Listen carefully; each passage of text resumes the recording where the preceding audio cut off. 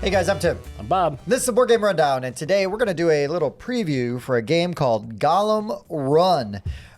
This is a trick-taking racing game. Yeah. It does a couple of interesting things. You're going to have basically 3 suits, one for each of the color golems, and then they're going to have the black suit, which is wild. So I guess 4 suits. 4 suits, but you know, but the wild it adopts whatever suit that it's paired with or becomes if something else is led. Yeah. And the cards themselves, they've got the number on there, so that's the value for the trick that you're trying to take, and then those little green dots around the side are the pips, so it's the value or the speed on which that card will move. The appropriate golem.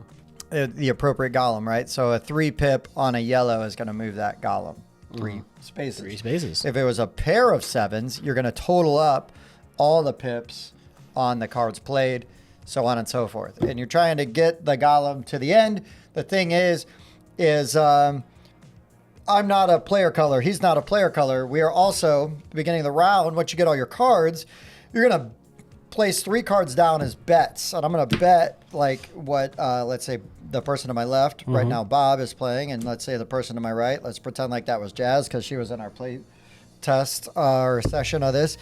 And I'm going to bet what she bet. I'm trying to bet what color she has in her lead card. And then also I can score a point for if I match the correct amount of pips. Because on my bet, I'm going to bet that white's going to win, but it's going to win by 2. At least be ahead by. Yeah, it has to be exactly 2 ahead from the next closest golem.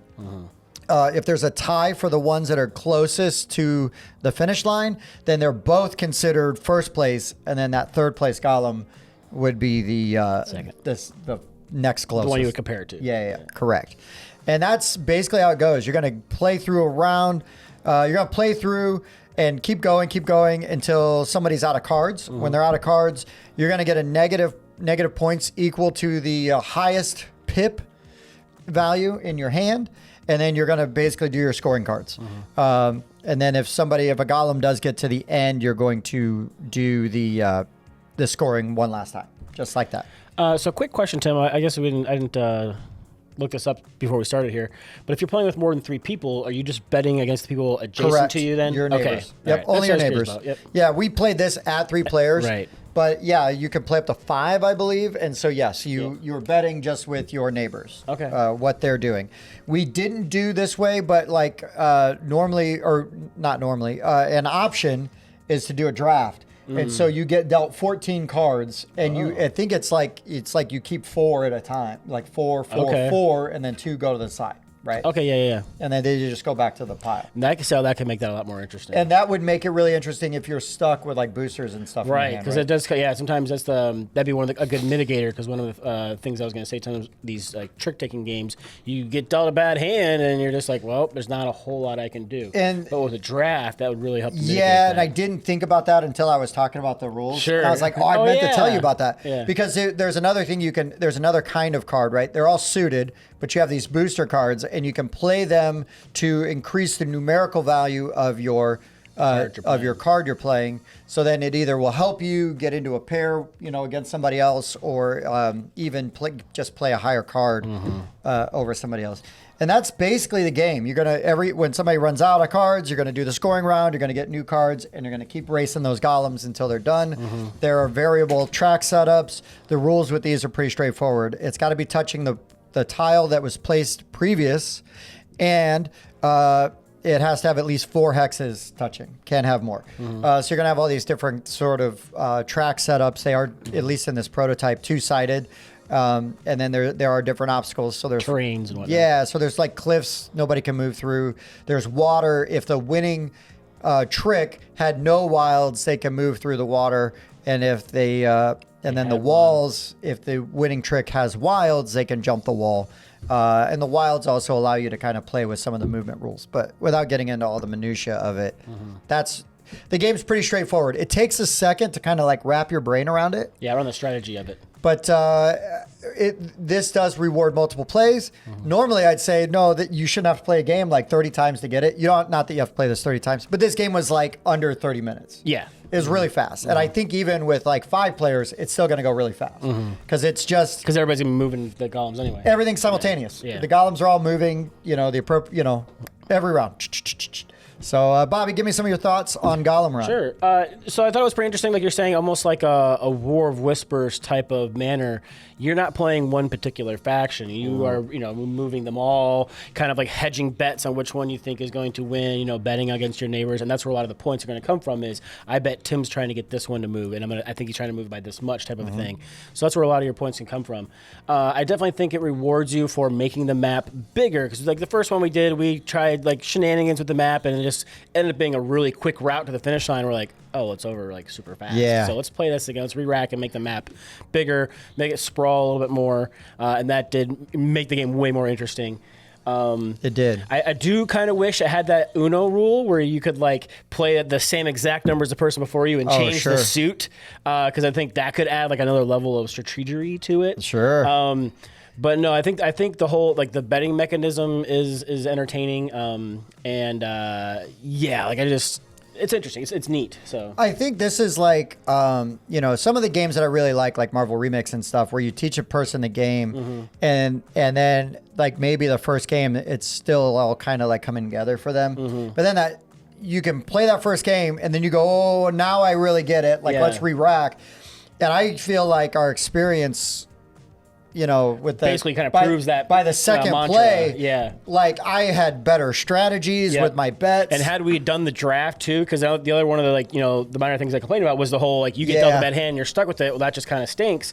Well, with that drafting mechanism, changes everything. That would definitely change that up. Changes everything because and there was another thing and we only did it. It only happened a few times, but I could see it happening, especially in like a bigger group. Is that if you don't want to play a card, you can wait and wager.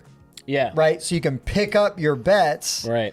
You're not playing a card that round for that trick. You can't win the trick. But then you get to re-bet your bets as to your own and your neighbors. And you could pick them all up and put them right back down. Like the same 3 cards. They would be none the wiser. But you could mix and match. You might be like, nah, I'm going to do it this way instead. And I think that's a really cool idea. And that's a way... add some bluffs and things like that, too. Yeah, and it gives you some mitigation with your own betting. Because the first round, you're just essentially blind betting. Like, I don't know. Yeah. Throw that out there. Right. See what happens. Once you start seeing things happen, you're like, oh, okay, hold on. Yes. Yeah. And I really appreciate that option. But sometimes you don't want to do that because you want to keep up with playing the cards. Right, because you don't want to be stuck with cards. Yeah, and you don't want the negative. Right. And another thing that it especially could be handy, big game, is that retaining, well, I'm going to keep this card, Oh, yeah, because at the very end, you can keep the hand. You can keep a card till the next round. You can keep a card for the next round. So you're going to get dealt one less card, but you can keep that card for the next round. So just some really interesting things thrown in here. And there's definitely some games where they will do like an alternative to trick taking or an alternative to this. And for whatever reason, I can't ever get my brain to wrap around it properly. And it really sullies my experience with it. I didn't have that with this, especially after the second play. Then, like I said, the strategies all clicked. I didn't win, but I felt much more proactive, right? Sure. In like what I was doing. Right. And really, okay, yeah. And it was really just sort of that press your luck. I was like gambling. I was going to try to pull off something. Because it was tight. Like all 3 of them right there toward the finish line. It was much tighter that second. Yeah. And if I could have had it just go one more round, I might have been able to pull off like a nice move, which may have given me enough points to win. Right. Maybe not. But it was me pushing that really fast that made you stuck with that -4. Yeah. And that was huge. And that was the difference. Yeah. So I appreciated that. I thought that was really interesting and pretty fun. Anything else you want to add to Golem Run? Nope, I don't think so. Okay. The colors were good. I don't know if it's prototype, but the colors, they're easy to tell them apart. And even on the no issues on the cards. Yeah, they're easy. I mean, yellowish, orange, blue, white, black. Easy to tell apart. Yeah. So as long as they keep with something similar to that, and the pips being green don't matter because they're only used for that. Yeah, they're just pips. Yep. So nicely done there. Yep. Yeah, I thought this was cool. I would love to see like bigger maps. Right, yeah, more hexes, more hexes. more Yeah, hexes because like I and said, stuff. the first one we did was a super kind of short map, and it was over fast. I mean, there wasn't a lot going on. It was essentially just like almost a straight line. Even, right? Yeah, It was something to that effect. Yeah, right. It was. We had a weird little setup there. Yeah. But then the next one we did, we really kind of made the map almost as big as we could get it, and that made it a lot more rewarding. So yeah, a few more map tiles like that would be pretty awesome. And I don't think it would prolong the game that much. Even really if you added don't. one more tile, I don't think it would. Yeah, I don't either. Or even like add an extra row to each of these tiles. Sure. You know what I mean? Sure. But, yeah. But I mean, even as it is, this is fine. It's just one of those things. And I think that's sometimes a good sign where it's like, man, like, just leave you wanting a little bit more, gives you a little room. Yeah, because like the scoring paper goes to 6 rounds, and even our long one took 4. 4 rounds. Yeah. So it would have definitely been done by 5. Well, it would have actually been done by 4 because we was like the first round of 4. Yeah, it was the first hand of the first hand of 4. Yeah, so it was happening. Yep. But anyways, so Golem Run, if any of this was interesting to you, please check it out and maybe throw out your support and see. They sent us a prototype. It's actually gonna go out the door tomorrow. So oh, there we go. So it's but yeah, I was glad we got a shot at it. If you've watched this far, thank you. Please consider liking, subscribing, doing all those things. We have a very active Discord. You can catch Bob and I and our other co-host, Mike, on Whiskey Wednesdays. That's a live stream we do at 8 p.m. Eastern Standard Time every Wednesday. Drinks are not mandatory, but encouraged. Sure. That sounds good. Right. We got all kinds of guests. We play games. We do all kinds of stuff over there. Anything else, just send us an email or message us. We're very active in the Discord. We are. Yeah. We are. Well, for the Board Game Rundown, I've been Tim. Bob. Thanks for watching.